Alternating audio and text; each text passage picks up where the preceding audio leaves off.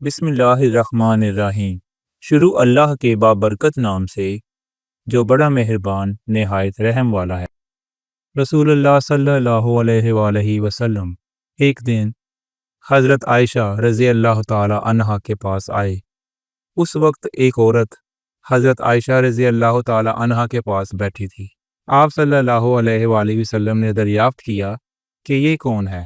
میں نے عرض کیا فلاں عورت، اور اس کی نماز کے اشتیاق اور پابندی کا ذکر کیا۔ آپ صلی اللہ علیہ وآلہ وسلم نے فرمایا ٹھہر جاؤ، سن لو کہ تم پر اتنا ہی عمل واجب ہے جتنے عمل کی تمہارے اندر طاقت ہے۔